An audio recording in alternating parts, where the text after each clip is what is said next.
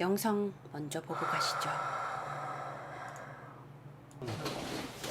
너무 차이나고, 그리고 잘난 사람 못난 사람은 너무 그러고 무시하고 항상 없는 사람 없어요. 솔직히 하루에 뭐 솔직히 우리 서민 같은 사람들은 몇백만 원 벌기 힘듭니다. 근데 하루에 그렇게 쓰는 사람들 어마어마 많더라고. 나는 그런 사람들만 상대했습니다. 약자는 안 건드렸습니다. 더 주기 싶었는데 못 주겠으면 하나님 매책뿐이에요. 그걸 못 잃으세요. 돈 없는 무시한 것, 압구정된 야타족들 내 손에 못 죽여서 시작도 못하고 간 게 한이 되고. 이 영상 혹시 기억하십니까? 우리나라에서 잔혹한 사례로 유명했던 지존파. 그게 지존파의 인터뷰 장면이었죠. 이건 30대들만 알 것 같아요. 어린 친구들은 잘 모를 수도 있을 것 같아요. 자, 이 사진은 굉장히 유명해요. 뭐냐면 그 지존파에 속해져 있던 그분들이 이렇게 살인을 저질러 놓고 되게 당당하게 인터뷰를 하면서 약간의 미소까지 보이는 그런 사진입니다. 이분은 지존파 두목은 아니었고요. 이분이 지존파 두목이었어요. 이거 실제로 인터뷰 사진인데요. 한 인터뷰에서 전두환 노태우는 무죄인데 왜 내가 유죄야? 라는 말을 하기도 했었죠.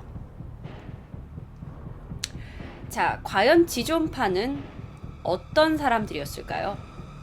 지존파 많이 들었잖아요. 자, 지존파 조직원을 먼저 소개합니다.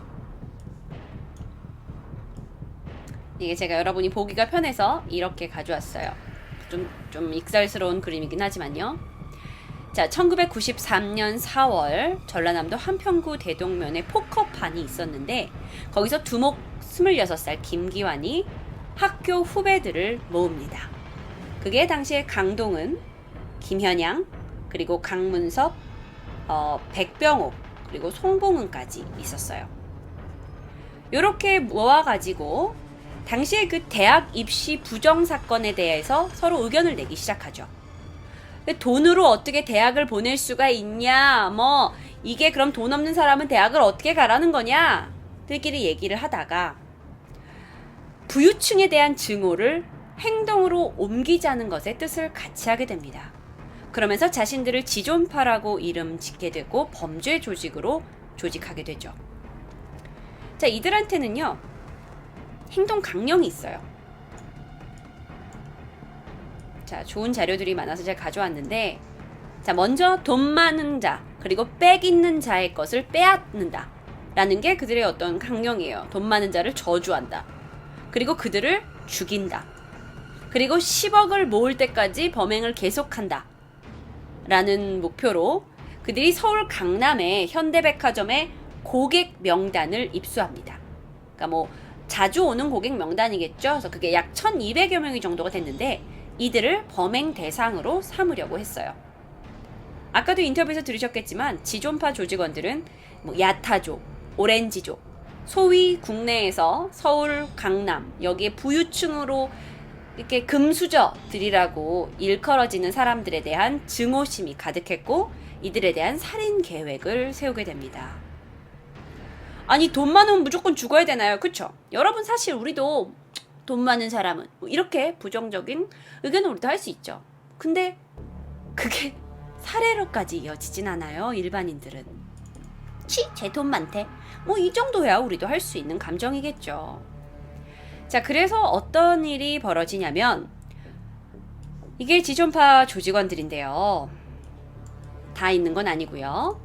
자, 1993년 5월부터 11월까지 범죄를 위한 도구와 아지트를 마련하기 위해서 다 같이 대전의 건설 현장에서 막노동을 하면서 자금까지 모읍니다.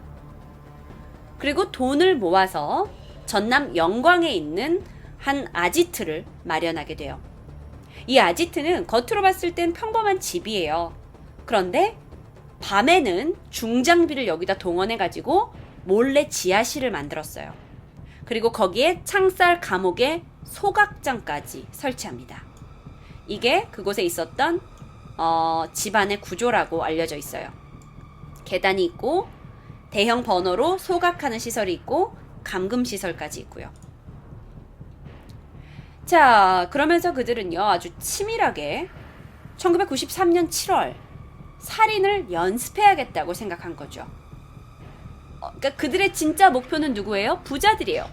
대한민국 부자들을 죽이려고 하는데 살인을 연습해야겠다고 생각한 거예요. 그래서 충청남도 논산의 두개역 부근에서 다리 밑에서 혼자 걸어가고 있던 23살의 여성 최미자 씨를 납치합니다.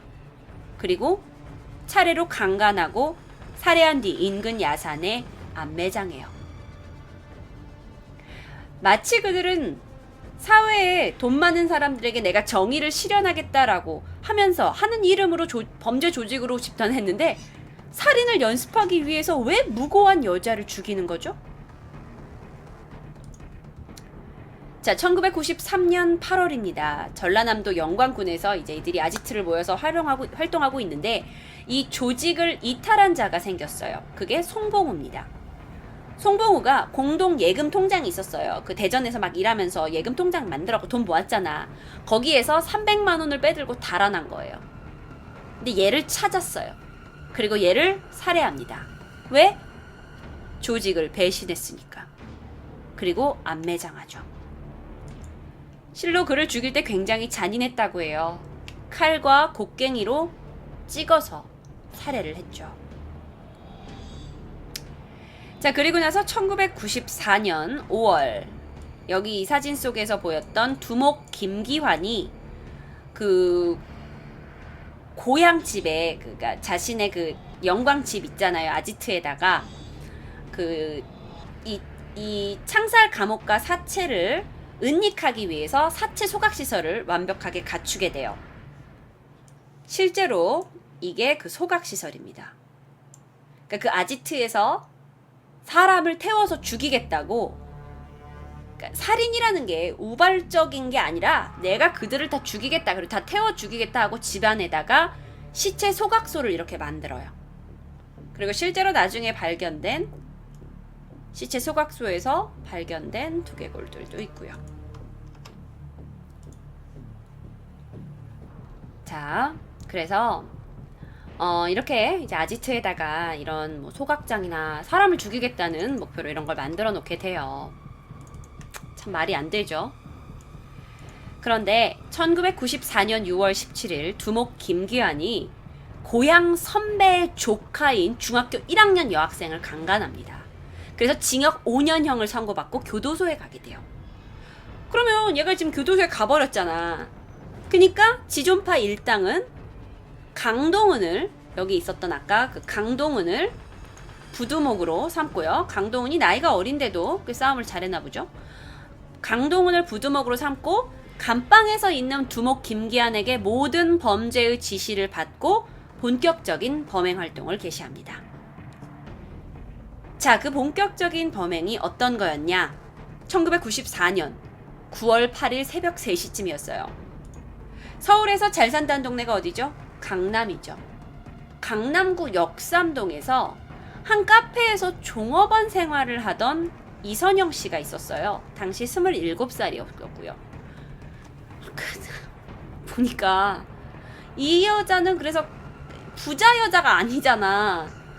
그냥 강남의 카페에서 종업원 생활을 하던 이선영 씨예요. 근데 이 사람이 알고 지내던 이제 약간 애인 뭐 좀 되는 이종원 씨의 승용차를 타고 두 사람이 경기도 양평 양수리로 드라이브를 하러 가게 됩니다. 그런데 두 사람이 드라이브하다 갑자기 차가 한 대 이 둘 앞에 멈춰요. 그리고 지존파가 나오게 됐고 그들은 이 두 사람을 아지트로 납치하게 되죠. 당시 차를 운전하고 있던 이종현 씨가 차를 급정거하고 그 운전수한테 항의를 하려고 차에서 내렸는데 이미 차에서 앞뒤로 차를 막고 건장한 사람들이 뛰어내려가지고 이종현한테 가스총을 쏘고 입과 눈을 테이프로 다 가립니다. 그리고 이선영 씨 여자도 테이프로 입을 다 가리고 눈까지 가리게 돼요. 그리고 이 둘은 지존파의 아지트로 납치가 됩니다. 그러니까 그들은 뭐 눈과 다 가려져 있으니까 어디로 가고 있는지도 모르는 거예요. 자, 그리고 이 아지트의 지하의 철창 안에 감금돼요. 자, 지존파 일당은요, 이선영을 쇠파이프로 협박합니다. 그리고 막 우유도 주고 빵도 주고 그랬대요. 그러면서 막 신문하고요. 그리고 나서 너무 슬픈 일이지만 차례로 이선영을 성폭행했다고 합니다. 뭐 이런 얘기도 있어요. 이선영한테 뭐 뺑키통 야인 뭐 이런 거 있잖아요. 이런 무의 책을 막 던져주면서 너 이제 우리랑 같이 지내려면 이런 책 많이 읽어둬야 된다. 이런 얘기까지 했다고 하고요. 자, 지존파는요, 자신들이 납치해온 이종영과 이선영에게 그날 대량의 소주와 맥주를 강제로 먹입니다. 그러면서 야, 막 신문을 하는 거죠. 어디 출신인지. 근데 신문에 보니까 둘 다 돈이 없는 거야. 둘 다 부자 출신이 아닌 거야. 근데 우리 얼굴은 다 봤잖아. 살려둘 순 없잖아. 그래서 소주와 맥주를 잔뜩 먹이고 야, 음주운전으로 죽은 걸로 해줄게 한 거죠. 근데 이때 이제 이선영이 여자가 자기만 살려만 주면 뭐든지 하겠다고 예언을 한 거예요. 그래서 이선영은 살려주기로 했어요. 자, 결국은 이제 나머지 멤버들은 같이 데려왔던 이종현을 죽이기로 하고 그를 비닐로 씌우고 목을 졸라서 살해합니다.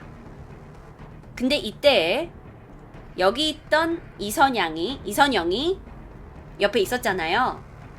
그 남자, 자기와 같이 납치되어 온 남자의 목을 조르도록 강요해요. 너 살려달라며. 이 남자 목 졸라봐. 그럼 살려줄게. 그래서 이선영 씨는 강요에 의해서 목을 조르게 됩니다. 9월 10일 이종현의 시신과 훔친 차를 절벽으로 떨어뜨리고 음주 사고로 위장합니다. 그분 트라우마 대박이겠네요. 제가 조금 이따 그분 이야기도 조금 해드릴게요.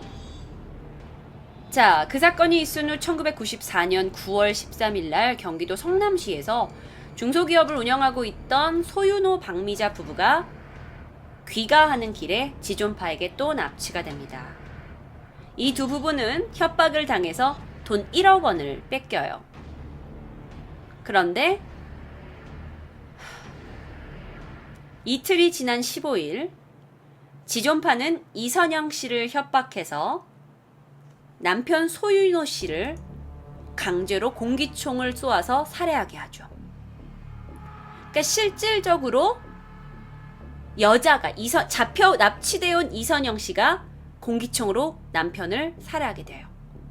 그리고 부인 박미자 씨는 지존파 멤버들이 칼과 도끼로 무참하게 살해합니다.